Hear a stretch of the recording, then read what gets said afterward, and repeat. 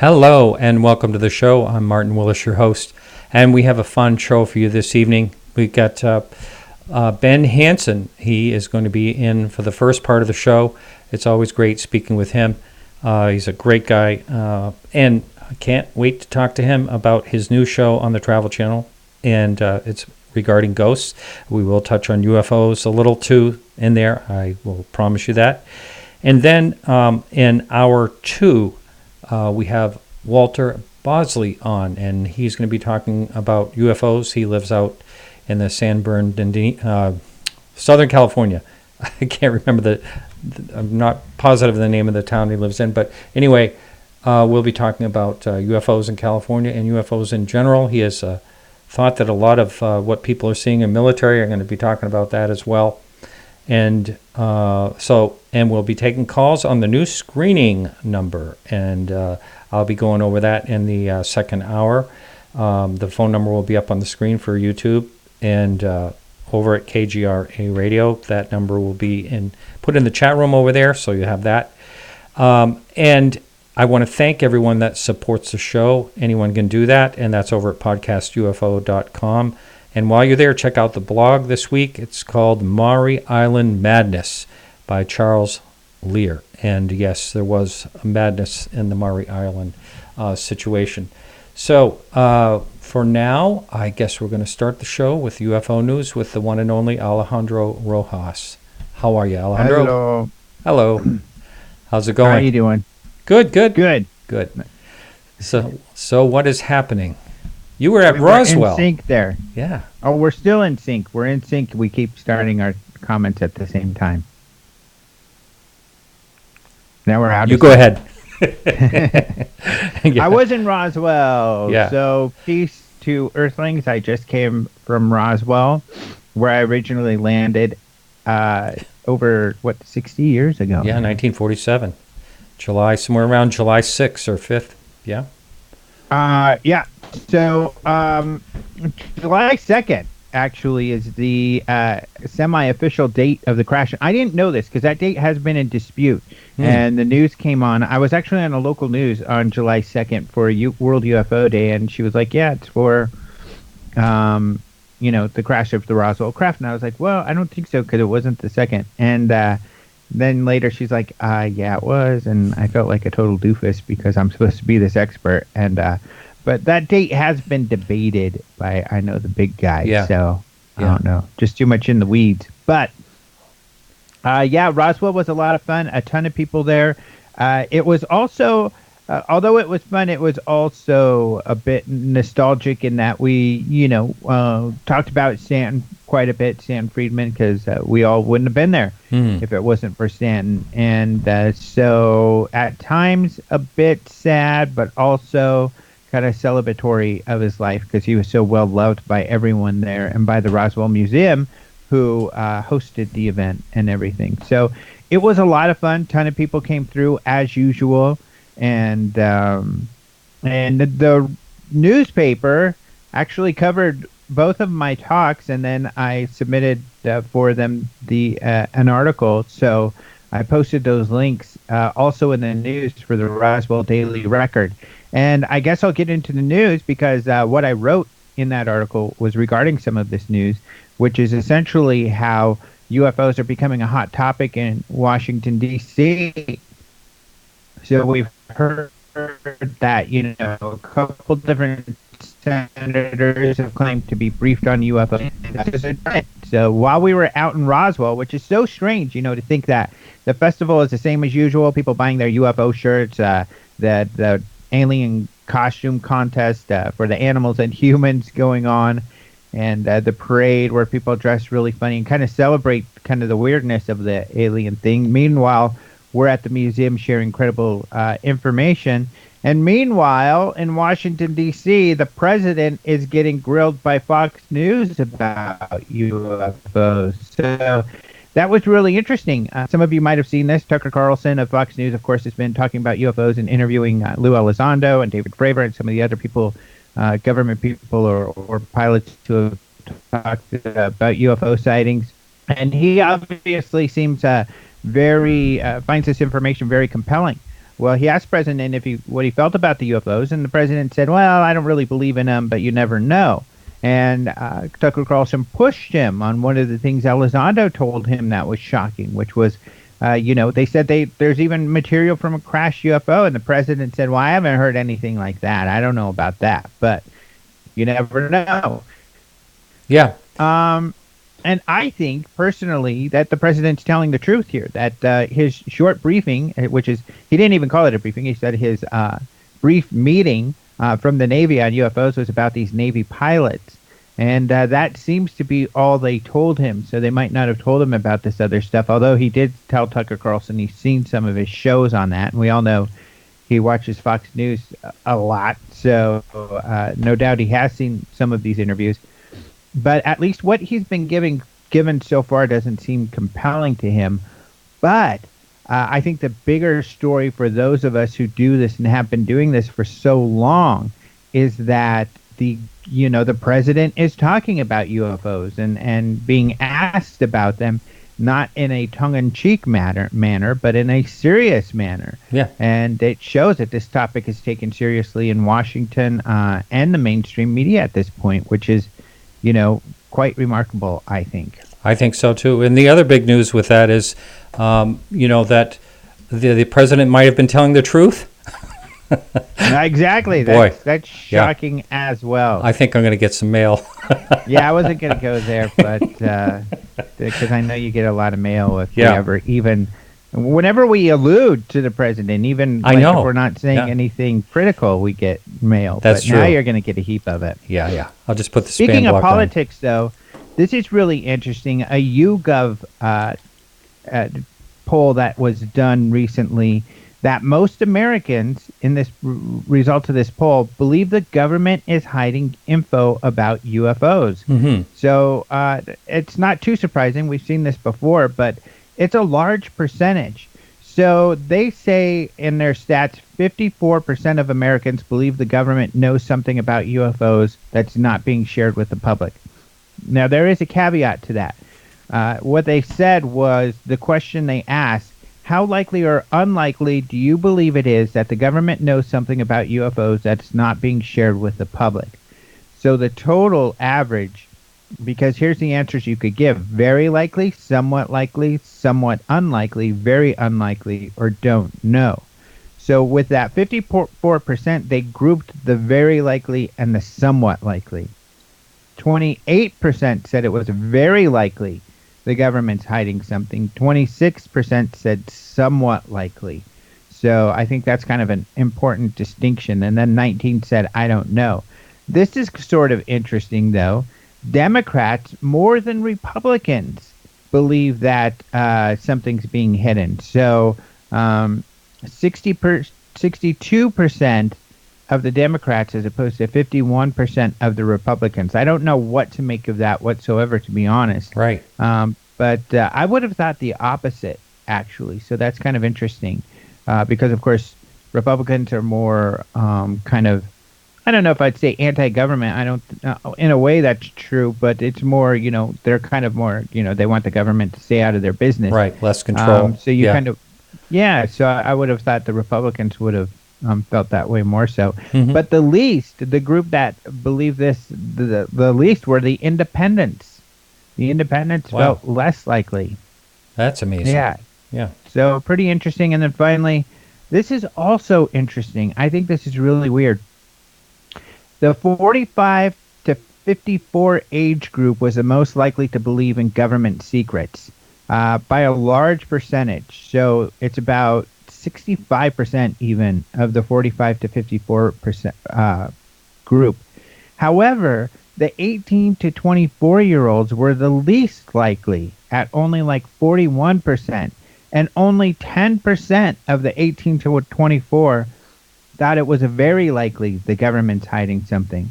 What's strange about that is the 18 to 24 is the age group that by far believes that aliens are here and aliens exist. Or listen to these shows. A lot of them listen to the, demographically listen to these shows. Podcasts and stuff. Mm-hmm. So they very much think that aliens are real, and I think that UFOs are real, but they don't think the government knows much. And honestly, and I think you feel the same way, that that's likely true. I think they're not giving the government the credit that for some reason older people give the government. Like the government is somehow all knowing and has all the answers, even though we don't trust them to be able to tie their shoes. Somehow they have all the secrets and have been able to keep it from us. It seems like the younger folks don't buy that, that they think that the government is just as much in the dark as the rest of us when it comes to this topic. Right, right. And I'm impressed with those young whippersnappers for believing that. I think they're right. That's pretty amazing. Well, hey, our guest just called in. And oh, really? He's early. He's early. What's his That's problem? cool, though. Yeah. I want to talk some more. All right. Go ahead. No, I'm Finish kidding. up. Is it, Yeah. Your guest is Ben, right? Ben Hansen, yes. Yeah. The I one love and that only. guy. He's a good buddy. Yeah. All right, Alejandro, thanks so much. Well, say hi to him. You could say hi. Hey, Ben. How's it going? Doing good. Doing good. Congratulations on the show. Thank you. Thank you. It's been a while since we chatted. I know it has been a while. You've been busy shooting with your your cool show. But I guess the last piece is that, of course, everybody can go see all of this latest news on the front page of openminds.tv if you want to see more of the latest. There's a lot of UFO news these days. And Ben, have you been keeping up with the news? Because your show is about ghost hunting. You know, it's been so hard. It's been really hard because it keeps coming out so fast. Most of my news is if I get a chance to read your summaries and articles, that's like all I'm able to do. You know, it's like one day after the next. Oh, Trump's going to say something. Oh, Luis Elizondo did this or did that. And it's just so hard to keep up. Yeah. Yeah. Yeah, I hear you. A lot of It things is hard. happen. It's hard for me to keep up. Yeah. There was something I said recently and not too long ago, and Jeremy Corbell's like, no, in my interview, you'll see that this happened back then. I'm like, oh, sorry, dude. I didn't even... There's just so much information. So it's helpful that lots of other people are involved in this and everything. And I guess we're just going to have to hook up at some point soon, Ben, and I'll get you up to speed. Yeah, download it all on me because it's unless you're in this full time, you know, like some of us are, it's too hard to keep a day job and to stay up on it, you know, and people expect you to give them the summaries of what's important, you know, so it's a full-time job whether you like it or not. Right. Yeah, and you know, I just recently, that was one of my talks in Roswell, was getting people up to speed on all of this. And so there were some people who recorded it, I know. So as soon as that comes up, I'll share that on my social media and I'll send it to you, Ben. Oh, okay. Alejandro, thanks so much. Yes, thank you. Have a great show, and we'll talk to you guys soon. All right. Take care.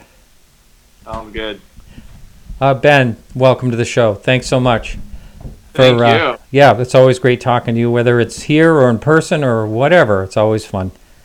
And so I have a fancy microphone like Alejandro, but I'm talking to you from my laptop at the moment because I had to refresh everything. So when you take your first commercial break, maybe you'll switch over and. Sure. Yeah. And that'll be at about 8 minutes from now. We're going to be doing that. Okay. So all right, excellent. So for the person that is not familiar with you, you have an FBI background. You have a very interesting background, and I normally wouldn't have you go through all this, but we have so many new listeners to the show. If you wouldn't mind, and also talk about your the show that a lot of people may recognize you from, Fake or Fact, or did I say it at the back? Did I say it the Fact or Fake backwards? Yeah. Yeah, Fact or Faked. Yeah. So go ahead, if you would talk about your background and all that, please. Okay, sure. So my first love, I guess you could say, of these unusual subjects was UFOs, and I was probably 5 years old when ET came out, and like a lot of people, your first kind of introduction to it, is through movies, and so I was a kid. Read a lot of books, and my parents encouraged me. They would buy me things far beyond my reading level, and I would collect newspaper articles, and I was just fascinated. The 80s, when we had print newspapers, you would see stuff come out, and then if you didn't clip it out and save it, it was gone. It was so hard to search things. So I had a thick stack of articles of UFO things. So I got older, I kind of put it away because the subject kind of scared me. I didn't know what to do with it. I believed it was possible that we've been visited, and it wasn't until I was in, I was in college I was working in Florida and was there for the summer doing pest control, and on my way home, my friend and I decided to take a little cruise over the Bahamas, and it was just an overnight thing. And on that ship, one night as we're out looking at the stars, we saw an object that was doing S-turns and moving incredibly fast. And it kind of got me initiated and excited about it. And when I graduated college, I went to work. My degree was in sociology and criminology. Went to work for the state of Utah investigating child sex crimes, severe physical abuse cases. So it's not like the greatest party discussion when you bring that up. But so the end goal was to work for federal law enforcement, which I did. I worked for the FBI. I don't describe myself as a veteran by any means. I was there just for a couple years, but it wasn't what I expected. And I would say the greatest part about it, though, is the training, and most of the people I worked with really gave me a chance to kind of refine skills I already had, but to be able to look at something objectively, which I think this field is sometimes lacking quite a bit of, and we don't question because it's so anecdotal. I tell people all the time it's experiential. It's almost like a religion, ufology, which is good and bad because we're very accepting. But my background in law enforcement kind of helped me separate the emotion, the feeling of it all with, okay, well, let's look at the facts. Are we trying to convince people? What are we trying to do here? And how can we best do that? And so I got into TV world sort of by accident. I was kind of connected to a production company that was looking to do a TV show about paranormal, but they didn't have any idea of what they wanted to do. And so I had a group that we did mostly ghost hunting just kind of for fun on the side, but I said, look, it was really cool because being in the ground level, I said, if you guys only do ghosts, because ghost hunting was big at that time, like it is now, I said, if you only do ghosts, you're missing out. There's a huge interest in UFOs. There's a huge interest in Bigfoot. And we devised a show, I would say probably about 80% of my input, which turned into what became Fact or Fake Paranormal Files on the Syfy channel. And it went for 3 seasons. 6 of us would go out. It was sort of like a cross between Mythbusters and, like ghost hunters and UFO hunters. And the premise was take what people are claiming at face value and say, okay, before we start the case, what do you have for us? Is it interesting enough that we can test your experience or test what you claim to have captured? And that's how it went. So we do experiments, and it was really fun. I mean, we went all over the world. Yeah, I really enjoyed that show very much. And I think you can still find episodes of it, right? Yeah, I believe Destination America bought the rights to it to show it, and then I think Travel was showing reruns. I'm not sure. Yeah. So Discovery owns it now on reruns, and you can probably find it on YouTube. Yeah, we're going to go into break in about 3 minutes or so, but okay. And then we're going to talk about your new show at that time. But I want to just ask you about this particular show that you were in the beginning, because I do remember that you actually found some people that were actually fraudulent, and they were fake. And one of them comes to mind when that, let's see, the UFO in the forest, where I think that it supposedly killed the guy's dog and all that, and that was kind of a Jonathan Reed case. Yeah, yeah. But you kind of called that guy out, really, didn't you, on that particular show? Yeah, in the beginning, we probably had more cases were unexplained, but as we got in the second, third season, we have people coming to us, and a lot of them just wanted FaceTime. They wanted, some of them were scammers, and his actually Stan Friedman did quite a bit of work on that case, and so most people regarded it as a fake. However, there were so many people who were still in his camp that I decided to, hey, let's look at it objectively. He claims to have good video evidence, and we called him out. And there's still people, and people kind of attacked you for doing that, right? And there's still people that back him 100%, even with all the evidence right there, which is really bizarre. There are, and it's sad because we don't want to be that type of person to go after our own. But if we don't, how do we maintain credibility? Yeah, I think it's important. I really do think it's important, and that's why, I've made a couple of enemies by calling out a few people on YouTube and stuff like that, But, if people are looking for the right information, they're just going to get turned off and go away and not have any interest in it at all once they find, third phase of the moon. I understand Secure Team 10, he's trying to clean up his act a little bit. I'm not really sure. That's what I keep hearing from people. But if people go there for source, they're going to be discouraged as soon as they find out that it's fake, and then they'll just go away from the whole UFO topic and they won't have any interest in it. I've just seen enough of that happen in my life in different ways.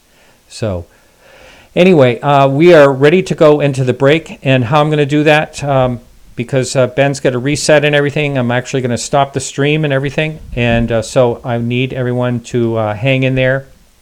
We're going to be right back right after these messages. Welcome back to the show. My guest tonight for this first hour is Ben Hansen. Ben, so where were we when we went to break? It's a funny thing. I usually write things down.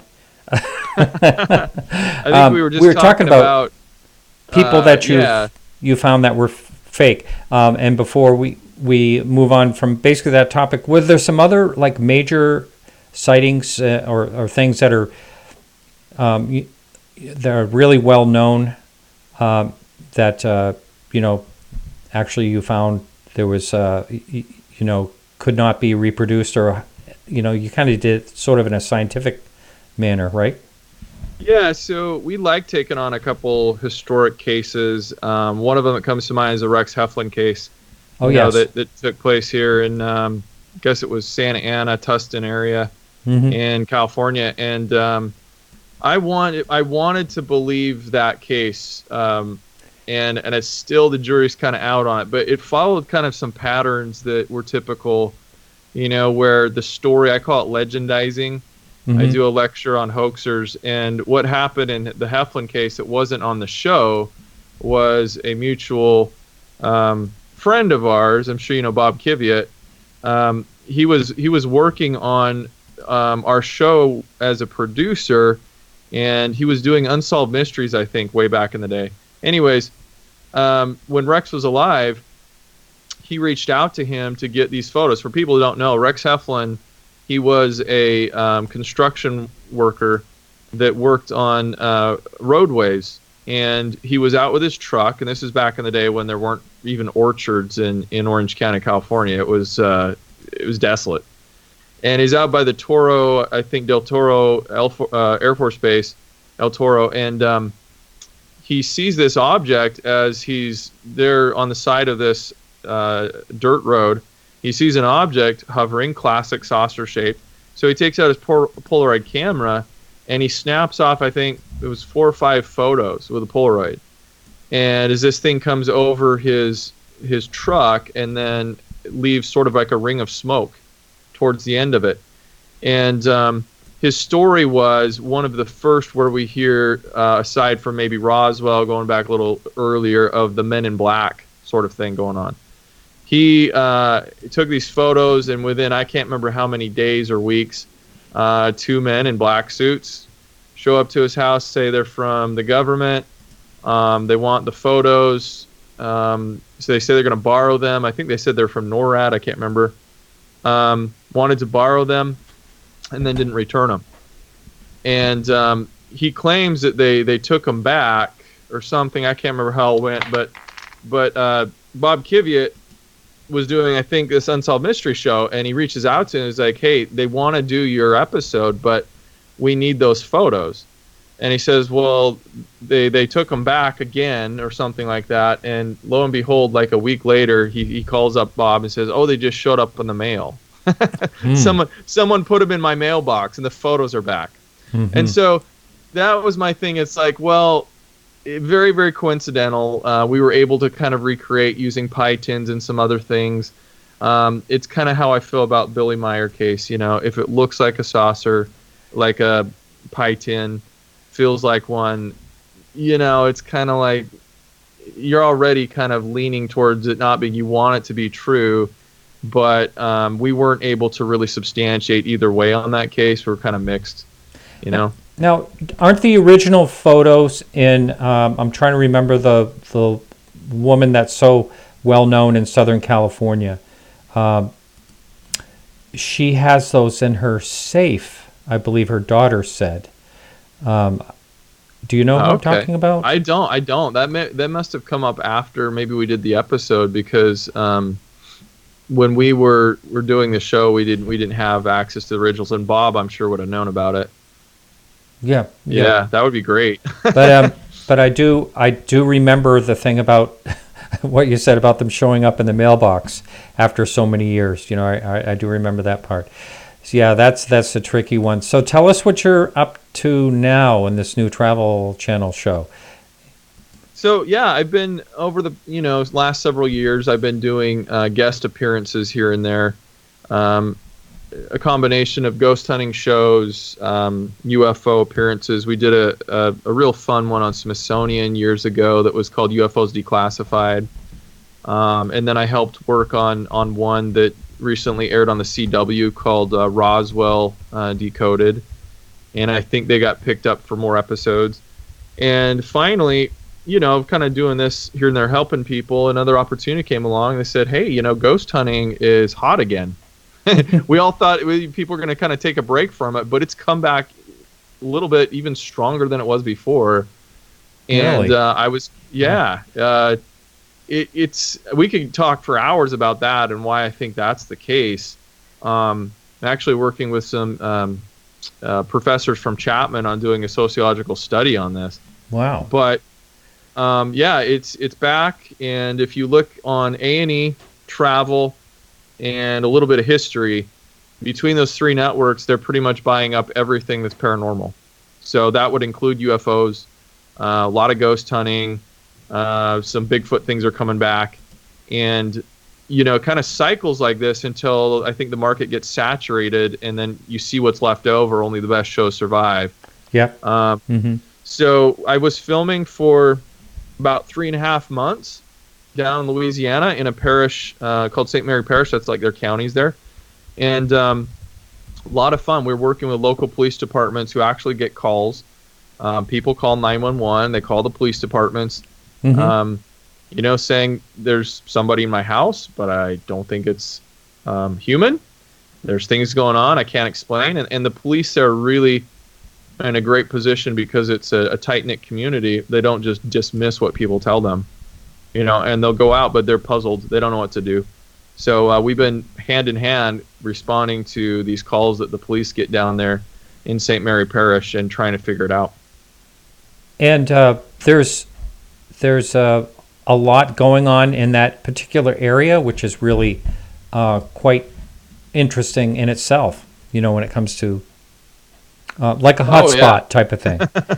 Oh yeah, I mean, if you know anything about what happened after Katrina, my friend Bill Murphy, who was my co-host on Fact or Fake, he did a documentary on it, and just the haunted area of New Orleans, what became of it after Katrina, seemed to almost, I don't know, reactivate things, and you had so much tragedy and trauma that you layer that sort of like like an onion, right? You put that on top of the Civil War, on top of the Yellow Fever, on top of the pirates and all the things that they had going on there, and you have layers upon layers of very rich history in Louisiana. And then currently you've got the Cajun, and Creole cultures that are very superstitious. Oh yeah, and it's like the perfect mix of a very active location. Wow. Now I saw the trailer on that. I saw you out in a boat. I'm a real boat type of guy. I was boating today. So anything on the boat I would love to do. But so why are you out in this boat? I mean, and there was someone else in another boat, I believe. Are things happening on the water? So I'm going to have to go. I know what episode's coming up, but I actually haven't seen the newest trailer. Probably came out today.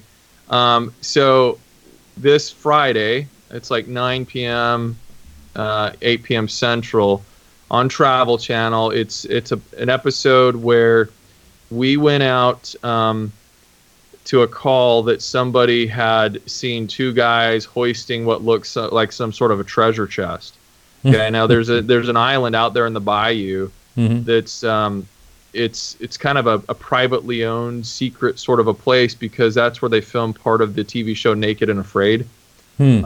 It's way out there, and so as we're out exploring, we came into contact with a eyewitness to, I guess you would call it sort of like an entity. The way I pictured it was sort of like Predator. There's like something out there lurking on the island that he experienced while he was filming the TV show, and it scared him so badly that he and the woman that was there with him were pretty traumatized for years. And so we explore that and the history of the island, and we're out there on those boats, and the alligators had not quite woken up yet. This was like April when we were filming. So we wanted to see him. We only saw a couple because it's got to get warm enough, but there were all sorts of creepy things out there. Wow. That's pretty awesome. Is each episode different as far as, a certain case and a certain investigation? Is that what the episodes are?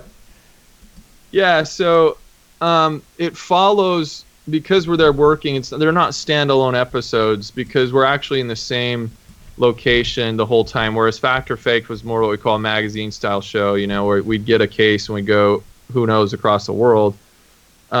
These cases do have links, because our whole goal was to try and help the local police departments try to figure out if there's an overall connection. If it's just random, or if there's actually something going on that might have intensified all the sightings. And so they follow in sequence. I mean, you can tune in one week and you don't have to know what happened necessarily the week before. I see. But it's all in the same general area. Yeah. So as far as your thoughts on, it's kind of, I think there is something to this, because I actually had an experience myself, being in the antiques business, cleaning out a house. I had something happen once that was just totally unexplainable, but it really happened. It happened right in front of me. And what'd you see? I didn't see anything, but a door slammed in a room where all the windows were down, and the door had to be dragged across the carpet to open, because they never they never cut the bottom of the door when they installed the carpet, and that just slammed shut. And there was 3 things happened that day, one right after the other, basically. So it was actually something did it, and there was something had to make that happen. So there is something there. There's something to it. But is it just like UFOs? Like we see that they're there, but we have no idea what they are? Is it? I mean, do you think it's the same way? How do you approach it? I think what you might be getting to, and what I think there's some hesitation with some of these. I don't want to call them. Well, what would you call them? Genres. They're not really industries. Studies. You've got cryptozoology, right? And you got UFOs, and you got what people call the paranormal, but the ghost stuff. And I think there's a lot more crossover. And I think that when we finally realize what's going on, you're seeing in the UFO field, people are becoming more open to this interdimensional sort of a thing. Yeah. And so with the spirits and the ghosts, I do think there is a other dimension, if you want to call it that, where they're not always visible to us, but they're present. And I don't know if they can always see us, just like we can't always see them, but they can kind of slip in and out, right? And so they can physically manipulate things. And as crazy as that sounds, without having hard evidence of it, it's like your story. Like, I can only tell you what I've seen.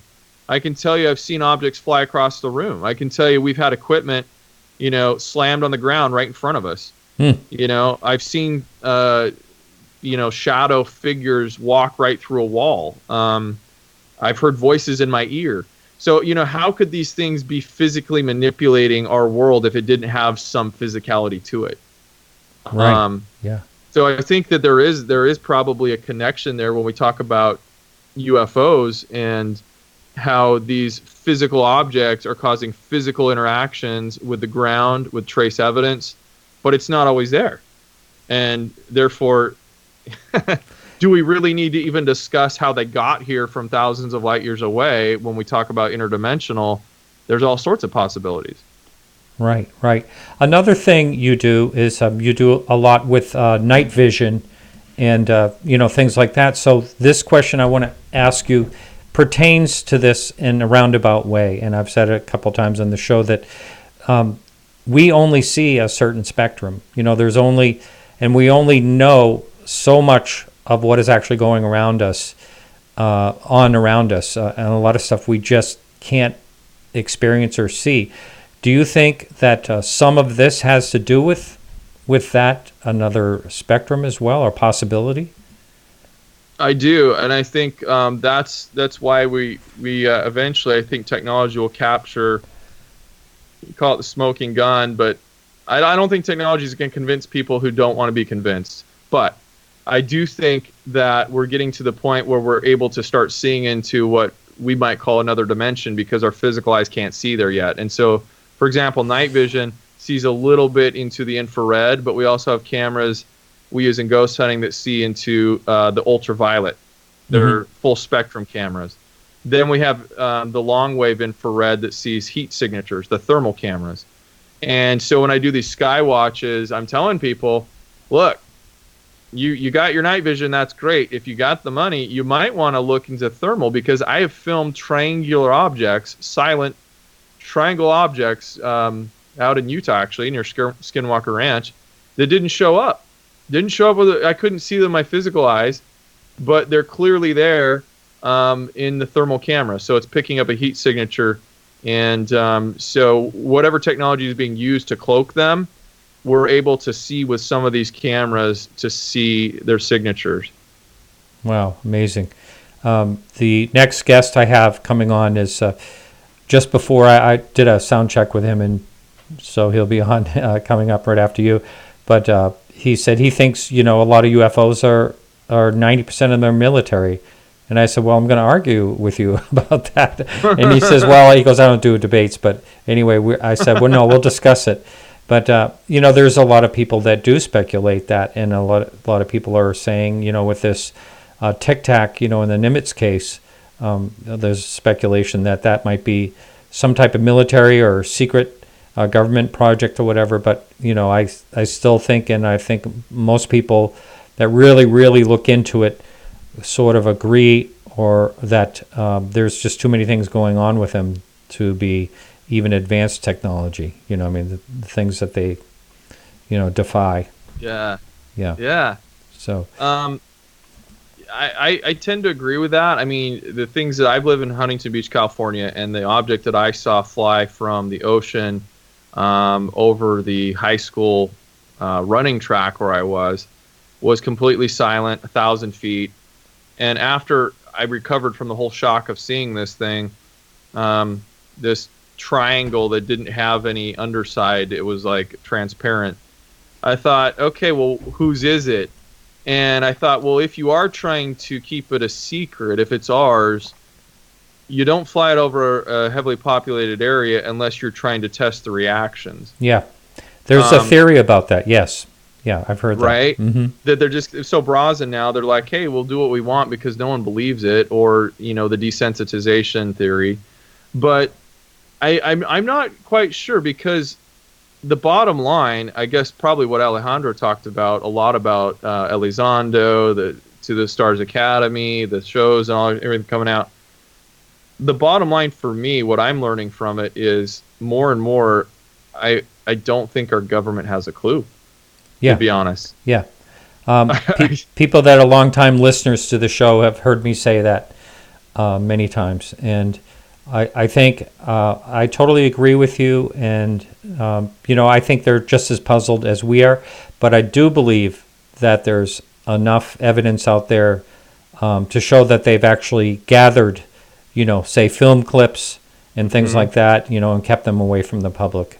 But I think, there's definitely a fear on their side if they can't, protect us from whatever it is, or they don't know what it is, to say that, there's something invading our skies and we don't know what it is. They can't say that. I mean, I don't think that would fly too well, so to speak. It benefits them nothing. And if you look at it as a exchange, of knowledge and power, that it doesn't benefit them anything to give up their cards to show they have nothing. Right. Like I wouldn't doubt if we've, maybe back engineered some of it, and we have some maybe workable models perhaps that we're starting to fly and experiment with, but I don't think they have a handle on who is visiting and, at will. They're just kind of coming and going. So it's frustrating because you would just rather them say, okay, we get it. You don't understand. We already don't trust the government like we used to. Yeah. So just come out and tell us. Let's just all get on the same playing field. Maybe by doing that, you have some of the brightest minds out there who, could jump in here, and we could start gearing our universities and taking this information that we do have and get everybody working on it. I mean, I really think you're wasting resources there when you compartmentalize things so drastically because you can't trust people, you can't control the technology that comes out of it. Everyone, we all live on this planet. Yeah. we all are entitled to this information. Yeah. I do this at the beginning of every show. I do an intro that has people talking over, the music, and one of them, I think the very last clip in that is you actually talking about your grandfather. And oh, cool. So I know you've told this on this show a few different times, but if you wouldn't mind, for the person that's never heard you talk before, can you tell the story about your grandfather and your father? I love that. So we have about 5 minutes, just to let you know. Yeah. Okay, sounds good. So I grew up in Utah primarily, and my grandfather and my dad's father, he worked at Hill Air Force Base. He served in the Army in World War II, and from about 1950 to 1980, he worked at Hill Air Force Base as a civilian technician and engineer. And about 1965, he came to my dad and told him, he said, "Son, I've been called to be part of a special team, and they could call me at a moment's notice. And he's 15 at the time, 14, 15. He said, you're in charge. You got to take care of mom and your sisters." And he says, "Well, where are you going?" It's like, "Well, I won't be able to tell you where I'm going or when I'm coming back." And he says, "Well, okay, is it like a nuclear war thing?" And he said, something like that. So the summer of 1965 was the first time he got a call. They took him to the airport. He takes off. He comes back a couple weeks later. So this went on and off for years. He knows specifically many times he was called to Wright-Patterson Air Force. So for those who don't know, that's the head of the Foreign Technology Division of the Air Force. That's where the Roswell debris, we know a lot of it went there. It was head of Project Blue Book. And so my dad didn't really think much of it other than the fact that he couldn't get a hold of Grandpa, and he was working underground. We knew that. His specialty was hangar systems. And fast forward to 1994, I believe it was, 95, he had cancer. And it spread to his pancreas, eventually to his brain. And in his final weeks and months, my dad would go to the gym with him a lot, and they were watching Unsolved Mysteries. They enjoyed doing that together. And he started questioning, because this is when Roswell stuff started coming out. And he said, "Hey, Dad, you were there. Do you know this guy Philip Corso claims to seen this and that? Do you know about this?" And Grandpa would just kind of sit there and he would say, that's interesting. And there's some things he'd say, oh, that's completely ridiculous. Well, one day they're at the gym and he says, Dad, I have to know. He's like, I know you're getting on in years. I don't know how long you're going to be here. Ben and I really are into this subject. I need to know, are we alone? He got up out of the gym and he looked at him and he said, it's time to leave. He stormed off. How much time we got? Like 2 minutes? 1 minute? He walked away. And he knew that he had hit a subject that he didn't want to talk about. And so it wasn't brought up again really until he was on his deathbed. And he's there in the hospital, and I was supposed to go meet him there. And I was on a date. And when I got done with my date, I called him up and he said, Grandpa, your grandpa passed away already. And I was really sad that I wasn't there. But years later, he said the final moments, he was holding my hand. And he turned to me and he said, son, I know what you've been asking me. And he said, I want you to know not to be afraid, but we're not alone. Yeah. And he knew he wasn't talking about ghosts. He wasn't talking about the afterlife. He said, take care of your mother. It's going to be okay. Wow. And so we've kind of been on this journey because we wanted to know what Grandpa knew. And did he leave us clues? And what did he see? Whatever work he was involved with. Wow. So I love, I've heard the story a number of times. I love hearing it every time. It's a great one. And well, I believe, didn't you say that during the Kecksburg, he may have been gone too? Yeah, we actually, I believe it was August, or no, it was December. Kecksburg was December of, I want to say it was 65. I'm bad with anyways, numbers. we traced it to that exact weekend. Yeah. He went disappearing. How about that? Yeah. And we know that Kecksburg debris, there were witnesses that said they brought it to Wright-Patterson through the back gate. And suddenly Grandpa the next, day has got a call and he's got to leave to Wright-Patterson. Yeah. Yeah. Great stuff. All right, Ben. So we're ready to sign off here for the break. And we'll be saying goodbye to you and bringing on our new guest. So if you would, please let everyone know the show, and it's already premiered. It premiered a few weeks ago, I guess. Uh-huh. But can you let everyone know when and where they can catch that? It's Ghosts of Morgan City. It's on Travel Channel, and episode 4 is coming up this Friday. We have 8 episodes. It's 9 p.m., 8 p.m. Central. Travel Channel. You can also watch it on the Travel Channel Go app. I think it's what it's called. And they're streaming on there if you want to tune in later. But it's a lot of fun, and thanks for having me on. Excellent. All right. Always great to talk to you, Ben. You too. Thanks, Martin. All right. Take care. All right, everyone. So hang in. We'll be right back. And you can see my guest right here with me now is Walter Bosley. Welcome to the show, Walter. Thanks for having me on, Martin. I'm looking forward to our talk. Yes. And you're in Southern California, and it's probably pretty hot out there right now. You had a little shake going on there a couple of days ago, right? Yeah, which is characteristic of this kind of weather. When traditionally, when we have long stretches of dry, hot weather, we get into earthquakes. But we haven't had because we've had pretty much a cool, wet year through most of this year until we hit the summer, and the heat has come back, vengeance, and brought with it the earthquakes. So yeah, it's kind of a scorcher outside today a little bit. Yeah. The one thing I think is it seems like it's getting worse out there. I might be totally wrong about it. Is the fires that are happening out there are just terrible, and it just seems like it gets worse every year. Maybe I'm wrong. Right. Well, yeah. When we do get hit with the fires, they seem to be a particularly breed of nasty about them, and that's because we had drought. We had these spells of drought for so long that there was so much dry. But then,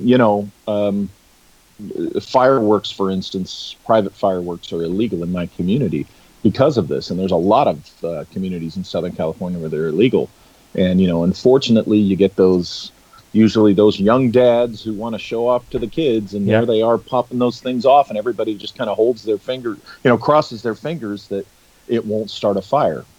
So it is dangerous out here. Yeah. Yeah. I was in Northern California. I told you I've lived there for 9 years, and it was very dry summer.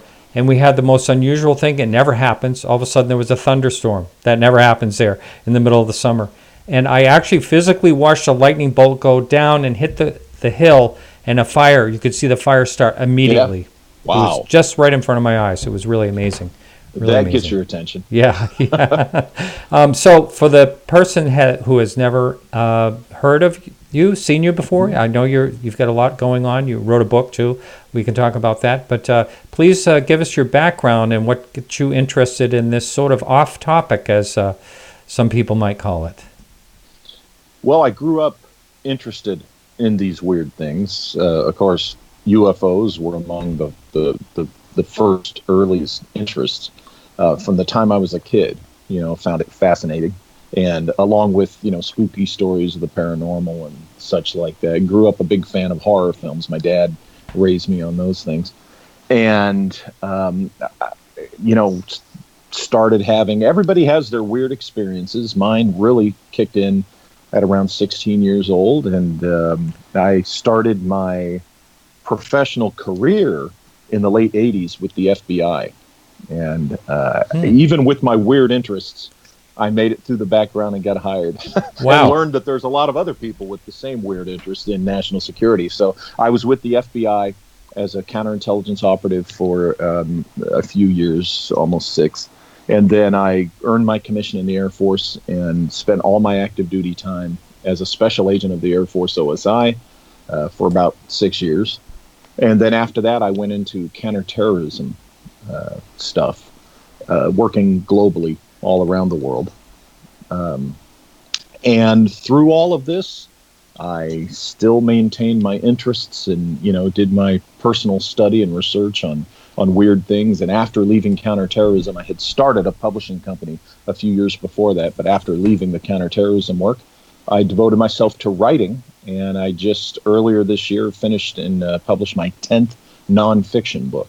Wow. So, and yeah, they cover a gamut of things from kind of alternative archaeology to occult murder and the esoteric engineering of Disneyland, which was my first nonfiction book, and a book about my dad's weird experiences in the Air Force, and secret space program, breakaway civilization stuff. So there, kind of an interesting gamut of subjects that actually have threads that tie them together in many ways. Wow, that's interesting. I do want to ask you more about your dad's Air Force experience in a minute, but I think this is kind of ironic because I didn't know about your FBI experience, and you're the second guest tonight that is former FBI and from Southern California, Ben Hansen as well.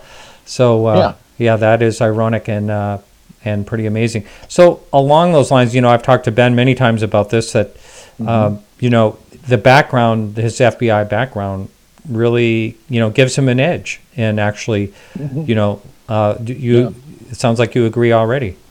Oh, absolutely. Because now I recall Ben's a former agent, right? He was the one of the specialists on, was it UFO Hunters?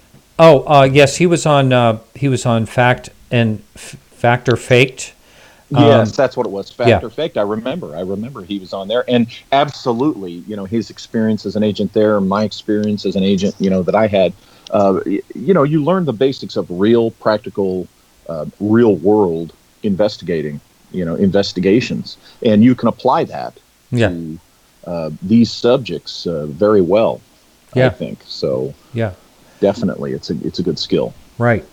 One of his skills was actually watching body language and trying to during interviews to see if people are telling the truth. And he's done a lot of video analysis of that. That's pretty fascinating, especially when it comes to former presidents. He's done a few of those too. Oh yeah, absolutely. That's interesting to see that analysis when they're talking about that stuff. That's right. Yeah, he told me he spent 40 hours on I think it was an 8-minute clip of Obama on Jimmy Kimmel when it came to UFOs. He spent that much time trying to analyze that, which is fascinating. So you said you had your experience at 16. Can you go into that? What happened? Well, that was in the realm of a personal illumination, awakening kind of thing. I simply woke up one Sunday morning during Christmas break, 1979, and looked at my hands, and my thought was, these are not my hands. I'm looking around now. Now, I want you to know something. I'm the quintessential nerd. Okay, I'm probably one of 4 people you know who's never even taken a puff of weed. All right, much less any recreational drug. So, no, I was not, a recreational drug user. I was quite the nerd, the dork, whatever, Yeah. And so that was not in the equation here. This was all an organic thing coming from the psyche, and that opened up a period in my life where all manner of things kind of came to the forefront, and I noticed things more intensely, be it what I would later learn were synchronicities, to sensing presences, just kind of a grab bag of weird psychic things and experiences, which I did not begin to understand really until my mentor started working with me. And I found out that he was, kind of learned in these things, and he, would talk with me about them and just kind of help me develop my understanding. So he basically had an open mind, is what he let me? you. Yes. Oh, no, yeah, no. My your mentor. Yes. Oh, yes, my mentor. My mentor was the first person to tell me about what we now know as remote viewing in 1986. And he took me outside one day. We had to go out to his van to get something out of there, some file that he needed out of there. He's an uncle of mine. He's one of my mom's older brothers. So we walk outside, and we're standing there on the sidewalk, and he points up to a hill, the foothills here of the San Bernardino Mountains, and he says, see that hill up there? One of these days you'll be trained how to be standing down here on the street and throw your mind, your consciousness up on top of that hill and tell your team what's up there real time as you see it.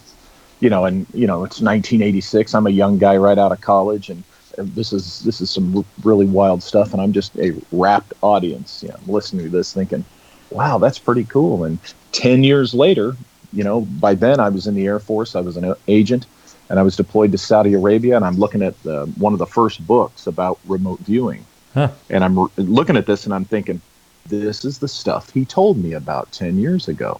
And to tell the rest of the story, he retired in the late 90s, around 99, 2000, with 44 years in the intelligence community. He had started out in Army Special Forces. He was 101st Airborne, then Special Forces, and then was brought into the intelligence world. And he was my professional mentor as well as my esoteric spiritual mentor. He's the one that kind of guided me on my national security career and opened doors for me and stuff like that. So it's an interesting combination there. Wow. Yeah, that's amazing. And did he pretty much share with you a lot of things that he discovered along the way? When he talked about remote viewing, was he actually in that program, or just knew about it? Well, as the years progressed and I got into my own career, and positions required security clearances and stuff, and I got my own, I learned that the capacity in which he worked would have put him in kind of the sphere of awareness of that program going on, because they would have used the remote viewing unit. They would have been a customer of the remote viewing unit, as it were, right? They would have gone to these guys and said, hey, we need to know this, we need to know that. So yeah, he would have known about it. Wow, that's amazing. Yeah. And for all those different programs, there was all different types of things they were exploring, in that whole realm. And I know one of them was actually, I think, drugs, LSD too. Was that involved in that whole? Well, I know that drugs, psychotropic drugs and LSD and such hallucinogenics were used in MKULTRA. Oh, that's what I'm thinking of. Yeah. I don't think they were used in remote viewing. I'm sure somebody out there has combined the two. Yeah. No, I wasn't thinking about combining. I was just thinking about all the different things they were involved in. That is just hard to believe that they were experimenting in so many different things. So sure. as far as the UFOs go, have you personally ever had a sighting yourself? Mm-hmm. Yeah, in December of 2014. Well, let's hear about it. Yeah. Well, one of my kids lives here at the house, and her boyfriend lives with us 4 days of the week. He's a chef. He manages a restaurant out in another town, so he comes in half the week. And he was coming in late at night from work, and came in the house. He said, "Walter, come out here and look at this thing over the house." So, he's into UFOs, and I'm thinking, okay, I'm going to go out there and I'm going to see, a little satellite blipping way up high. So I come out, turn, and I look up, and my jaw drops. Yeah. I'm like, I can't say what I said, but it's like, oh man. So I said, "You stay here." I ran in the house, got my camera, came out with the camera. The thing was still there, and I started filming it. Now, what we saw was maybe 70 feet above the house. It was kind of in an area where it was between my house and my neighbor's house. And the night was interesting. It was one of those kind of low overcast nights where you were clear up to the low ceiling of the bottom of the clouds there, the mist. And this thing was below that. So that was probably about maybe 90 feet, the ceiling of that. This thing was below that, and it was just staying in one place. Okay. And there was a rotating luminescence inside. Okay. Some source of dynamic light that was rotating. The light provided the shape, the visible shape. And that was something, it was flat bottom underneath the, where you could see the illumination coming up, and a dome shape covering, like almost there was a half dome or half spherical kind of cover, right? Clear cover or whatever, over whatever this luminescence was. And it stayed there long enough for me to get a couple of seconds on the camera trigger there. And then it started moving, not erratically, not like it was the wind carrying it, but very smoothly, very lateral like that, like it was under some type of control. And it moved slowly. And then it started dumping over the side this molten substance. Really? It was just almost, white hot, just burning white hot. And it, it did a couple of heavy dumps of this stuff, a couple of lighter dumps, and then it, continued moving. And then it eventually kind of got lost in the overcast and disappeared into the mist and the fog. And he told me that when he was driving from the freeway exit to our house is almost exactly a mile.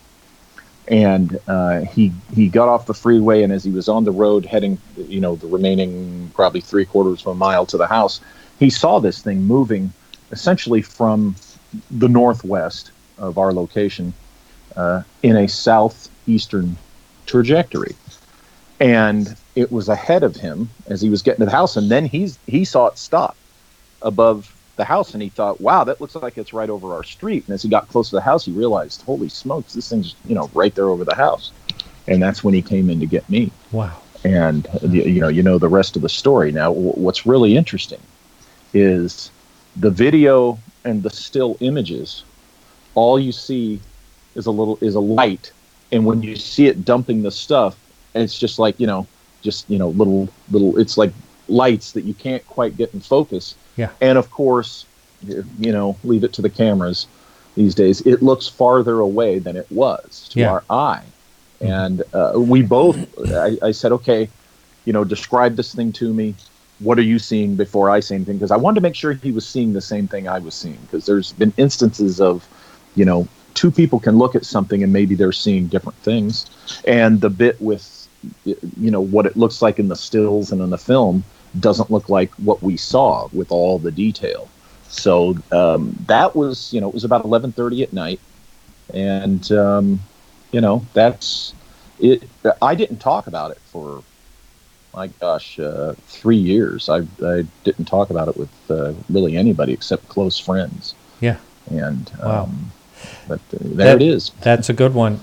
Also, you're probably aware of Charles Halt's, talking about in the Rendlesham Forest about that eye-shaped, it looked like an eyeball sort of bouncing through the woods between the trees, and then it started dripping the molten liquid from it, which is really fascinating. And I asked him, did he actually try to find any of that? And they did. They tried to find it, but they couldn't find any.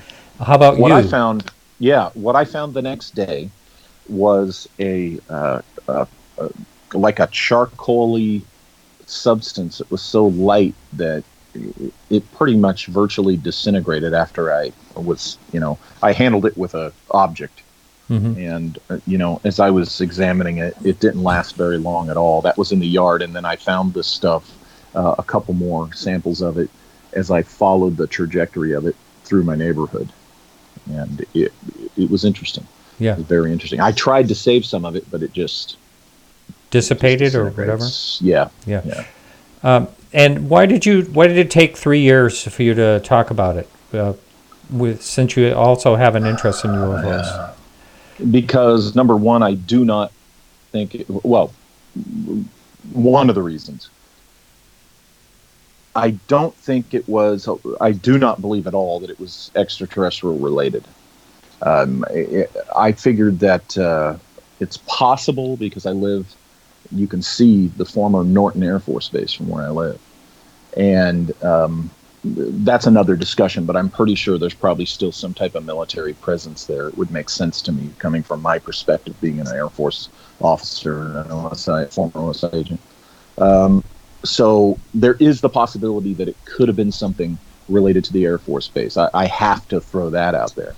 But the rest of it, with my analysis, appeared to be enough of a personally relatable thing, even with the witness there with me, that I just didn't feel compelled to really talk about it publicly. So sure, I can. It took me a while to really get comfortable with talking about it. Well, I'm exactly the same way. I had a sighting in 2006, and I didn't talk about it. I talked about it on a comedy show, and basically it spawned the idea of this show. It's kind of a long story, but that's how that all happened. I hadn't talked about it for years. Another part of it is that doing what I do, and I was already out there as a nonfiction writer and a commentator on UFOs and stuff. I decided that if I was going to talk about it, I was going to talk about it where I would tell it freely, that I wouldn't bank on it. And I had a UFO experience. So, wow, I could write a book or 5 books about this and get on the circuit and get paid. I'm like, no, I wasn't comfortable doing that. So I decided, well, if I'll talk about it, I'll just talk about it freely in interviews, and there it is, take it or leave it, kind of thing. We're going to be taking calls here in a little bit, and I do want to tell people a couple things here in just like 5 minutes or so.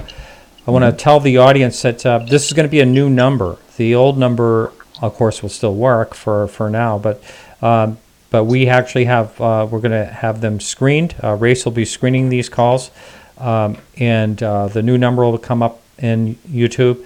And I will let that know. I will announce that too, as far as so it can get over at KGRA radio at the same time. But we will be taking calls in like 5 minutes or so. But before we do that, I wanted you to, if you would, talk about your dad's weird, as you put it, I think you said weird Air Force experience. Let's hear about that.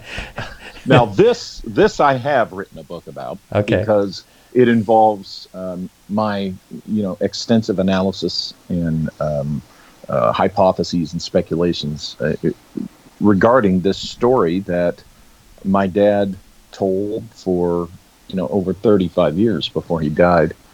And well, since I first heard it in 1974, when I was about 10 years old. And essentially, my dad was a physiological training instructor in the U.S. Air Force in the mid-late 50s. And essentially, he and the guys at his unit ran the altitude chamber at George Air Force Base here in Victorville, California. Now, that put him in the Aerospace Medicine Command of the Air Force.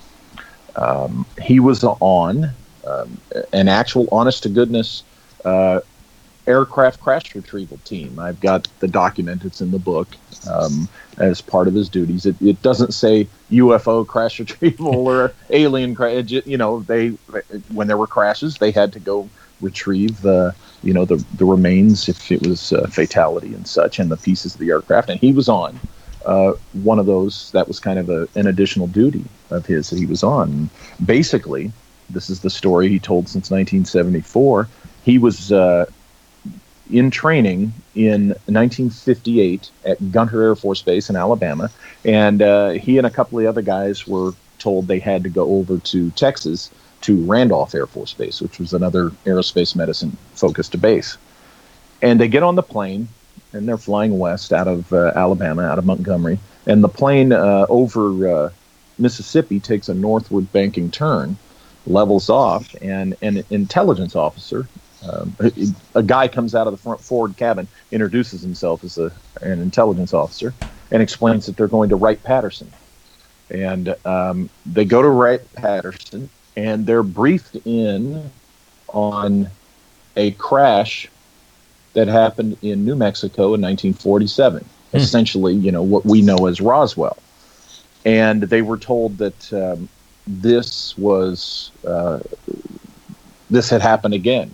The situation had happened again out in Arizona, and that's where he and the guys he was with were going to be sent to be part of a rescue operation, because apparently the pilot was alive, and his people requested the assistance, our assistance, to rescue the pilot and bring him back.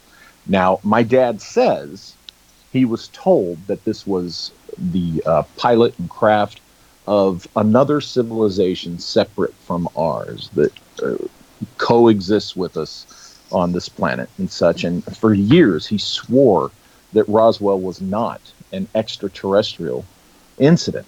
And the bodies, that he saw and was briefed on were just as human as us, but just with less hair. Body hair was the way he described them. And time travelers. Well, who knows? Yeah. So he told this story, and I found it fascinating. My whole life, I'm hearing this, and finally, a few years after he passed away, I thought, you know what? I've been writing, researching, investigating. I've had my career. I'm an Air Force officer, and I've learned some things, and I think it's time that I really sat down and researched and investigated this story my dad told me and look at the historical context. And when I did, what I found out was that the U.S. Air Force Aerospace Medicine Division was intimately involved in the quest to put man in space, which really started in the 1920s and 30s with Colonel Harry Armstrong of the Army Air Corps, and then continued after the war and all through the 50s with Otis Benson, the Air Force commander of the Aerospace Medical Division, which my dad, his specialty, fell under. What I also learned was that of the four military branches that engaged in experimental MKULTRA operations during the 50s, the U.S. Air Force in particular really liked MKUltra, and they started their own MKUltra, little program. Okay, and this was in the 50s, and as we know, in MKUltra, there is the psychological technology of the planted narrative, laying over a false narrative in the psyche of a person to perhaps suppress actual activities. And when I looked at that in the context of that history, and it was the Cold War, and there indeed was actually classified manned space program research and stuff going on in the 50s with the Air Force. It occurred to me that it's possible that the story my dad told of this coexisting civilization and such and on may have been a planted narrative to cover for whatever he was actually doing while in Arizona during, this period of time. And so I felt that if I was going to write a book about my dad, present my dad's story, I felt that it would be, it had to be fair and objective of me to also present this context that, hey, MKUltra was going on and the U.S. Air Force loved it, specifically the command my dad was in. So it is possible. I have to recognize that it's possible that the story my dad superficially believed, I'll say the story he believed, may have been a planted narrative. And that's one of the hypotheses in that book about that. So it's interesting. Still, his story, as he told it, could be true. Now, sure. And what about as far as them telling him anything like you can't talk about this, or signing a non-disclosure, anything like that happen? Well, yeah, I'm. He would say that, through the years that I could tell he was stopping at a certain point, and it was clear that he couldn't talk about some details. But of course, and then when I got into the Air Force or the FBI, then the Air Force, and I learned how these things work because I have a fairly decent security clearance myself. I understand how these things work, and it's my speculation, my opinion, that what the Air Force was doing with MKUltra back then was possibly experimenting with it as a means to keep people from talking about classified operations, which would hypothetically explain putting in a narrative about, another civilization and UFOs. Say, for instance, he was working on the actual classified human space travel research, or actual classified human space program that the Air Force was conducting, for example. And that was the thing they were trying to keep deeply classified. Well, for example, the hypothetical I lay out in the book is that when he agrees to do whatever work it was he did, he agrees to being subjected to MKUltra methods when his assignment is over, to cover over memories of the actual classified operation with a planted narrative. And I hypothetically propose that he would have agreed to this, because back then MKUltra was a new toy. They weren't sure of all the bad things that could happen. And, he's a young patriotic guy. He would have said, yeah, sure, count me in. And that's how theoretically they would have experimented with ways of keeping something secret, is using this planted narrative thing to, keep it suppressed. But after a while, it breaks down over the years, and it did affect, his psycho-emotional moods and things like that over the years. So, wow. Now I do want to say I did put up the new number up on YouTube, and I just realized, just as I was going to announce this just a second ago, that there is some settings that I'd have to really work out and test this. We had put this number up just before the show went live. Not going to be able to use it right now, this time in this show, only because I do not believe that my browser will feed back through. It's a long story. Don't want to get into the technicality of it, just the fact that I don't think it's going to work. So in that case, what I'm going to do is I'm going to put up the normal call number, which is 603-967-4030. If someone would like to call in that number, they can call in now, and we'll get that all ironed out by next week. We'll figure out how to get that number working well next week. So, pardon me.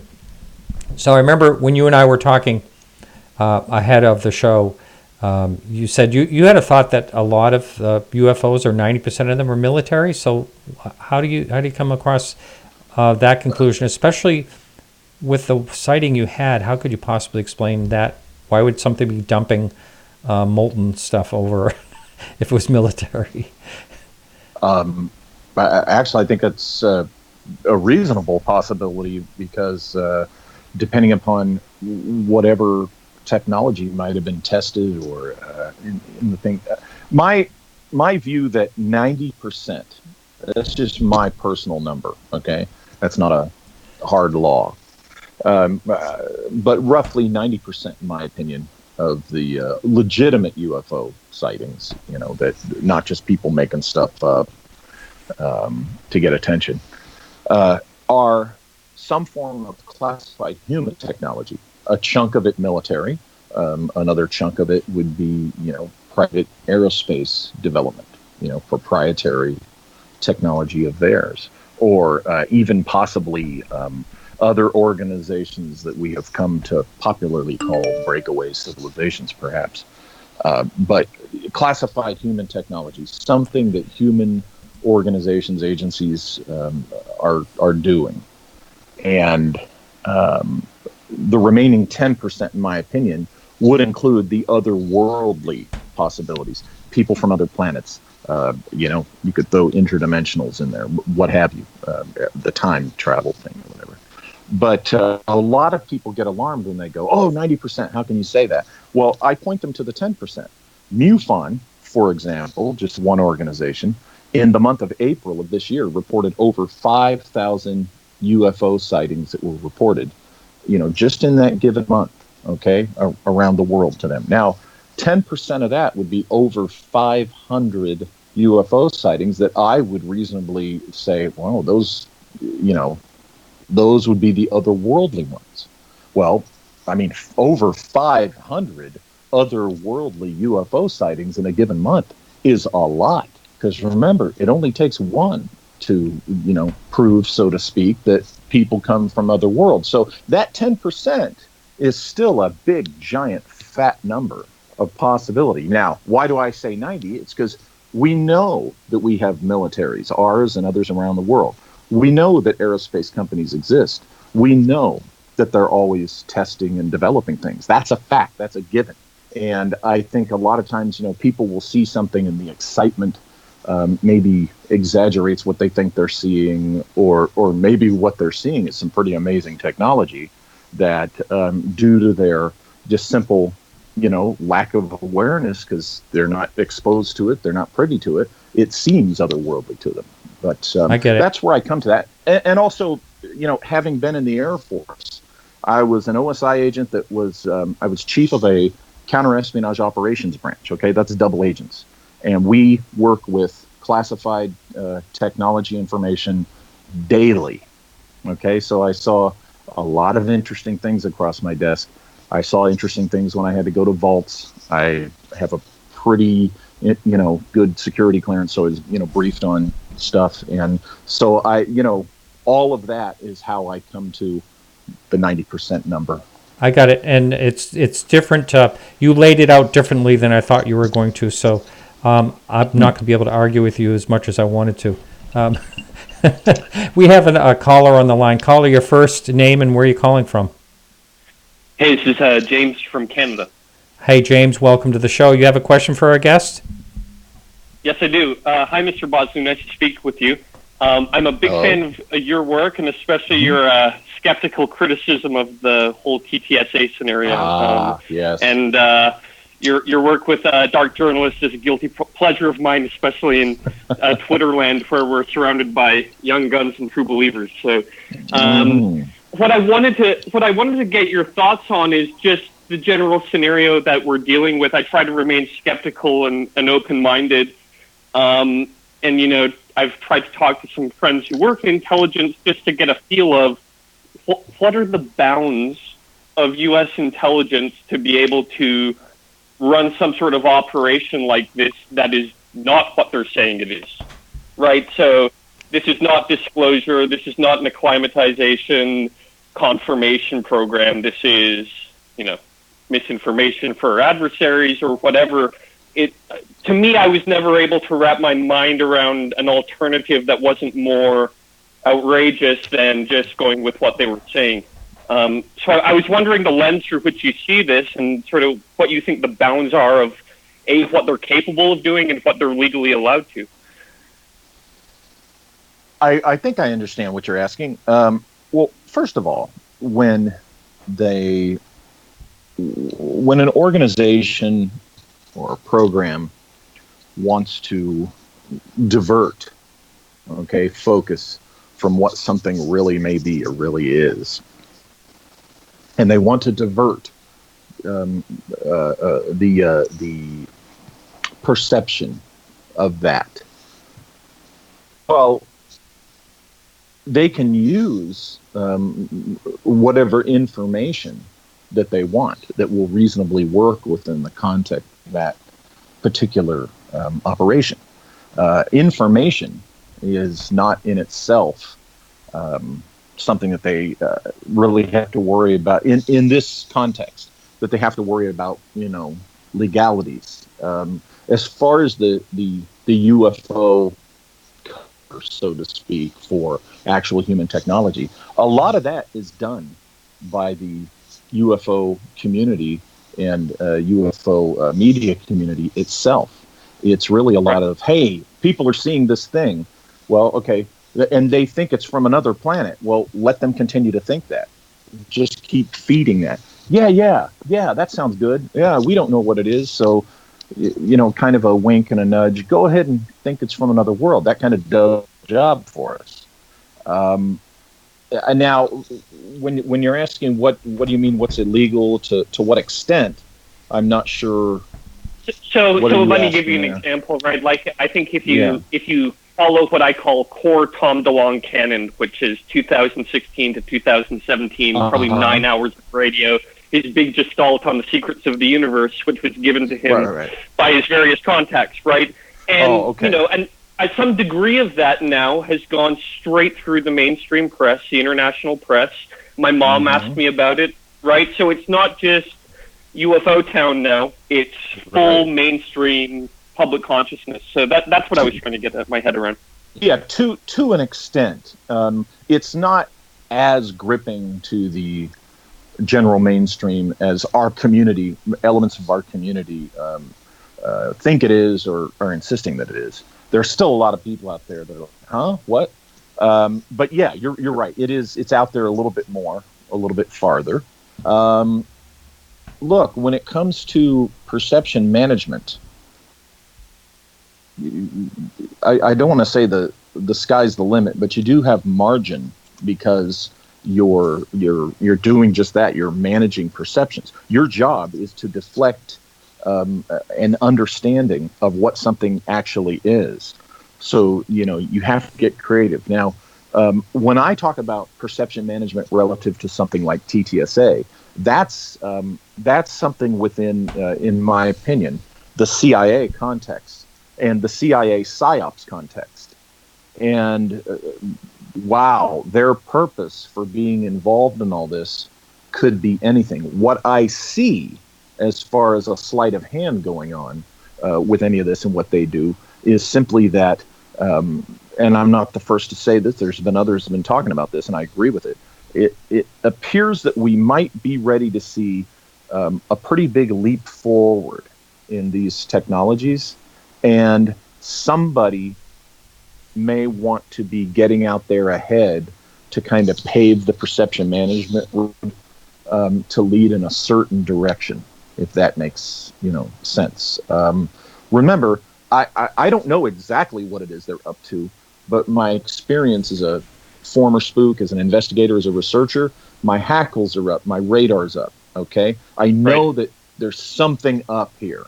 It's not exactly what it appears to be, but I can't tell you exactly what that is yet. I can only tell you, this looks and sounds like a duck, Sure. So, if that helps. That's great. Thank you very much. I'll stay skeptical. All right. James, thanks for the call. Thank you. So I'm interested in continuing this conversation, actually. Sure. One of the things I said on a show, I was kind of surprised I didn't get any, feedback or hate mail like I often do. But I just said, if there was going to be a misinformation agent, Lou Elizondo is a perfect guy for it, because he's really smooth. He's you talk to him, face to face, you trust the guy immediately. I mean, this is how I feel when I talk to him. And so I just thought, wow, in actuality, he would be a really good misinformation agent. I'm not saying he is. I'm not saying he isn't. But I will say that, it is curious, because there are people that are speculating. And I thought it was a really good thing that actually on Unidentified, in one of the episodes, they actually tackled that very subject, of whether he is or is not. And, maybe that's all part of the plan. Like to say, if he was misinformation, maybe that, to go along with, well, you're right, I understand why people think that. And I would never do this, that, I don't know if you watched that particular episode or not. I haven't seen. I think I've watched only 4 or 5 episodes so far. I have to. Yeah, I think that was number 4.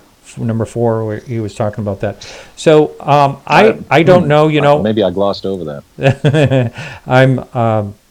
I watched them up to the point that my friend Greg Bishop was on there, and yes, I got to pick up after the episode he was on. So. I got to tease him next time I see him about that, because it said underneath him, UFO expert.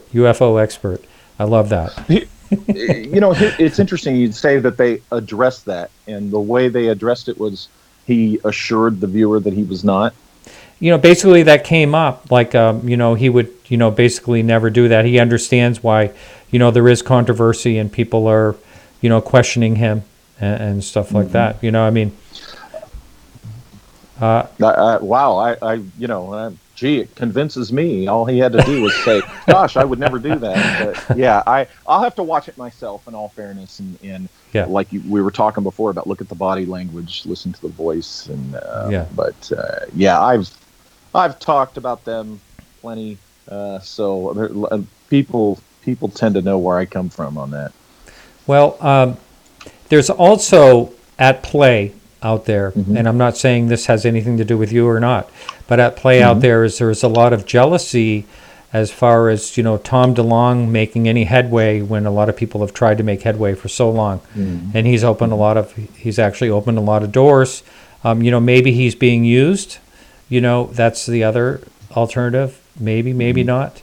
And do you? Let me just ask you this question: do you think that in time, if that is a situation that we'll eventually find out? It's very, very possible in time to find out. I came to the conclusion that Tom DeLonge himself was sincere about his interests, sincere about his pursuits of this, and sincere in his vision of TTSA.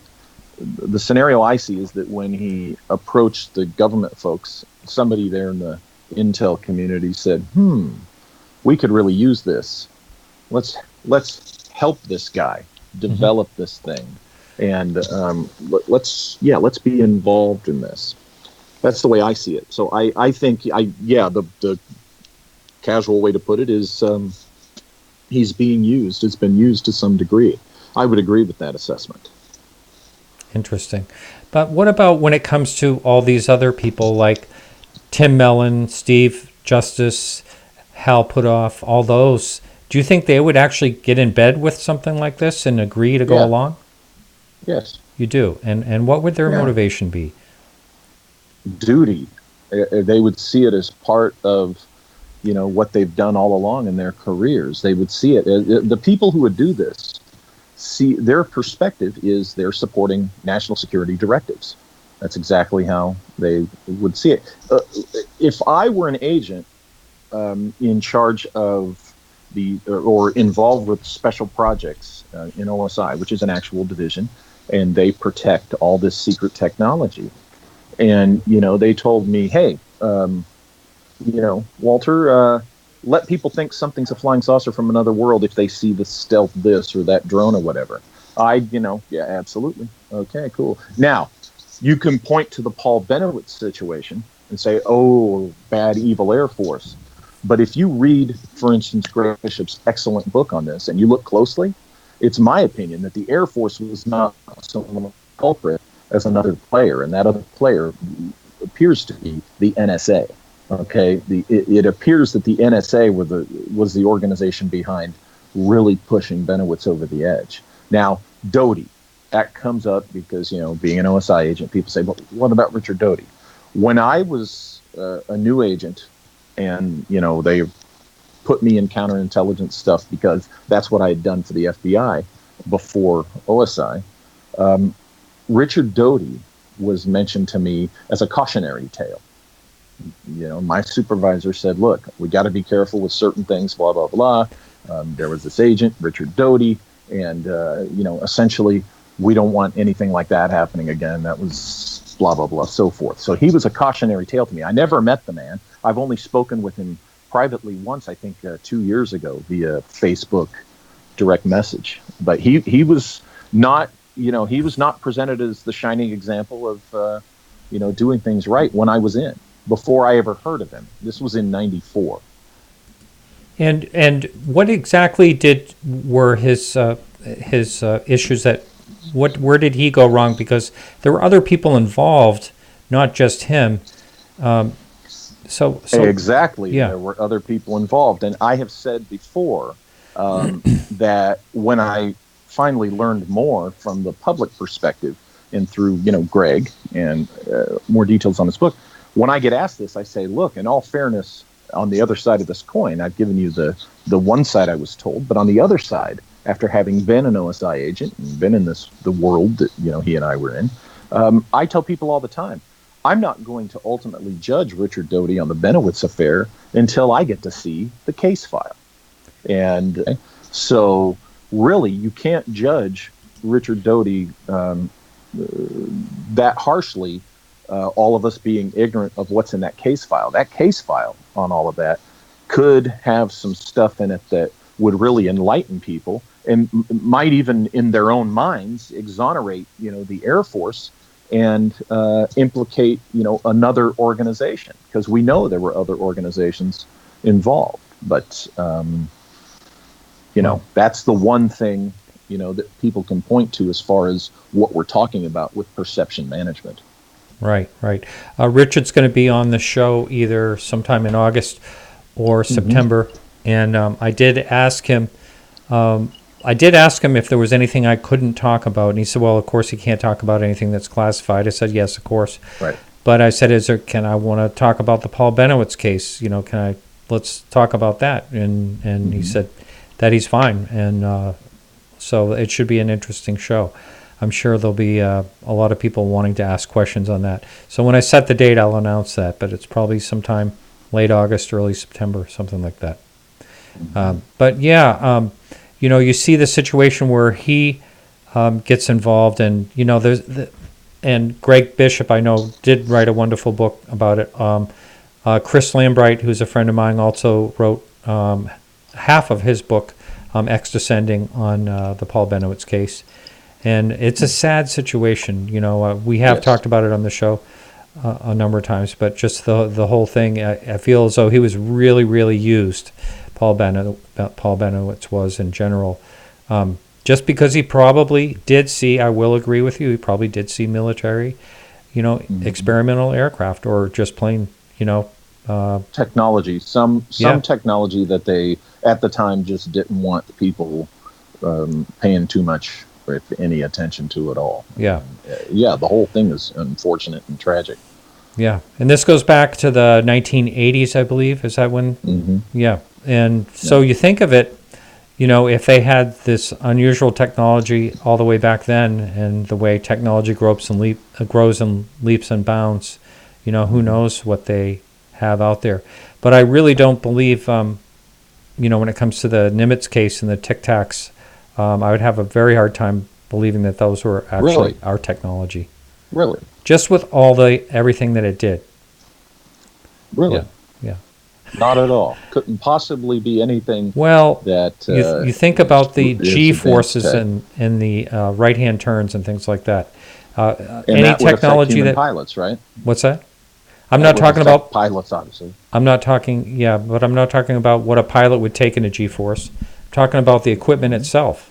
There's nothing that could really hold together that we have that we know As far about. as you know. As far as we know. That we know about. See, Yeah. But here's the thing. People, like, for instance, and I'm just analyzing. I'm not coming at you or anything. That clause at the end of your sentence, a lot of people will dismiss thinking about that, but that we know about is a huge fat margin of clause there. That it's the that we don't know about that is a lot more important than a lot of folks really want to acknowledge or do acknowledge, naturally. And that's the key, that we know about. You and I don't know that there's not some type of super metals, that they've put together, or super, what's the word? Not metals, but plastics. The metamaterials? Metamaterials. Okay, we only have a minute. We don't know. We only have a minute left, but I do want to make this point, though. People have been seeing this type of technology for 50 years, and I don't think there's any way possible that we could have hidden something like that, or why we wouldn't use it in a war situation if we had that technology. I've heard that in the first Gulf War, and I heard this when I was on active duty, that there was something that was deployed even before the stealth one, ahead of the stealth fighters, that was so bizarre to the enemy forces that saw it that it scared the hell out of them. It was something that was in flight, and I was never able to learn more details about that. So, wow. Well, we are out of time. I hate to say it. We're out of time. Thanks so much for being on the show. Sure. It's been a real pleasure. Thank you. I enjoyed talking with you. All right. Take care now. All right. You too. All right, everyone. So that is it for the show this evening. Thank you so much for listening.